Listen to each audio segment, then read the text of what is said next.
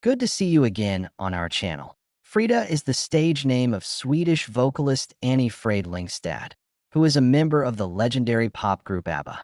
Waterloo, the band's 1974 hit that propelled them to legendary status and earned them Eurovision, catapulted them to the top of the pop music charts in the 1970s and 1980s, and ultimately led to their breakup.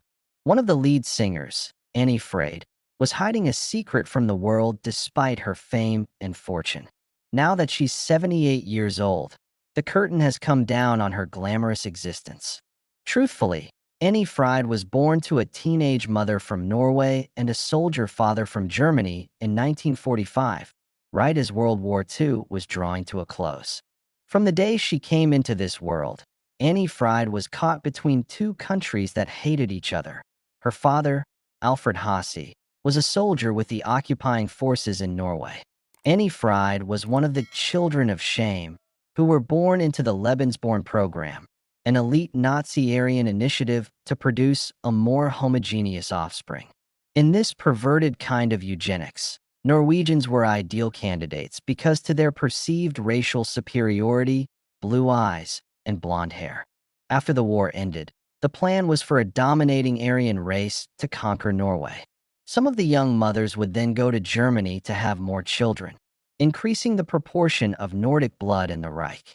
Young women who were already at a severe disadvantage copulated with German soldiers since there were numerous benefits for mothers who could prove their children were of Aryan descent during the Nazi regime. In maternity homes, they were assured superior medical care and given money to cover the costs of the burial.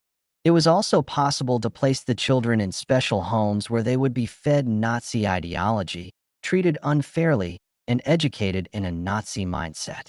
But their fate was severe because they were ashamed of what they had done and couldn't accept that they had capitulated to their community's oppressors. Following the war, the children were frequently driven out of society, subjected to maltreatment, and even committed to insane asylums.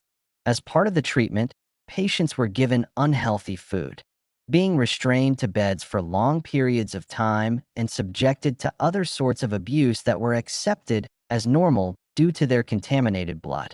Therefore, in 1947, her mother and grandmother fled their village with the infant and Frid, terrified of the consequences that would befall them and their child once word got out that Frid had been fathered by a Nazi German occupying soldier.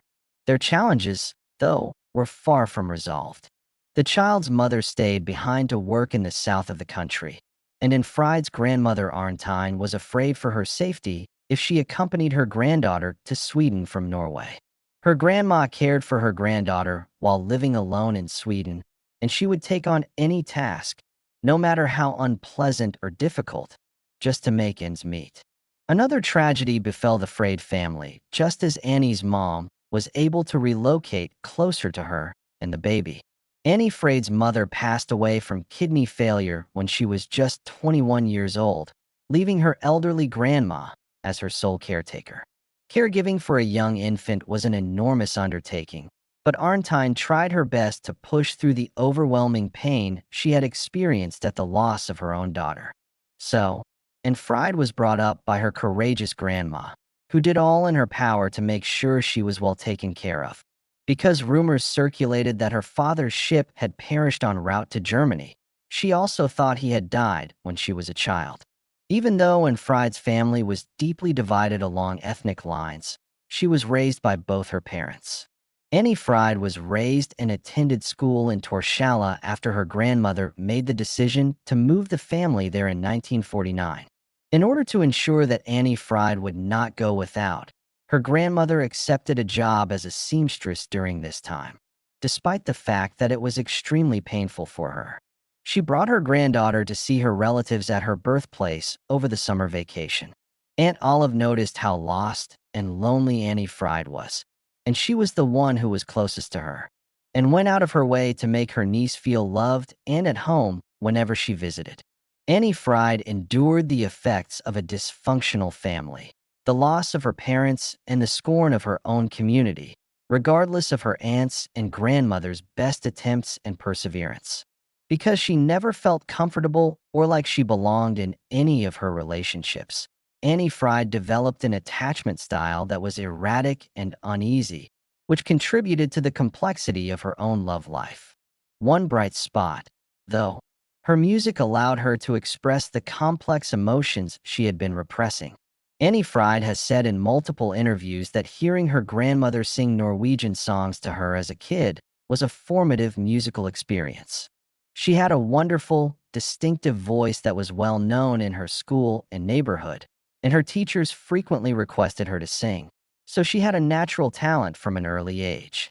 Even though she was too busy with her job to make it to any of her granddaughter's performances, her grandma always encouraged her to follow her dream of being a singer. Anni-Frid's first job was singing in the orchestra of Evolved EK when she was just 13 years old. The members of the orchestra were amazed by how well she sang for someone so young. Anni-Frid wed Ragnar Fredriksson, a salesperson and fellow singer. In 1964, at the tender age of 18, the couple went on to have 2 children together. But Anni-Frid had problems, and the couple split up since she had never experienced a happy marriage. Her grandmother's death on the same day as the divorce further added anguish to an already difficult situation. She had been her rock and protector her whole life. She met Benny Andersson a year before, but the agony was what ultimately led her to move on to her next relationship. Along with her, he was a member of the ABBA, making up half of the band. Something else noteworthy occurred in 1977, during ABBA's meteoric rise to prominence. Bravo, a German adolescent magazine, published Anni-Frid's complete biography, which her half-brother Peter Hayes discovered after consulting his father. The biography included the names of Annie's parents. Anni-Frid ultimately met her father a few months later, thanks in large part to Andersson's prodding. This kind act aside, the couple's romance didn't endure nearly as long as ABBA did.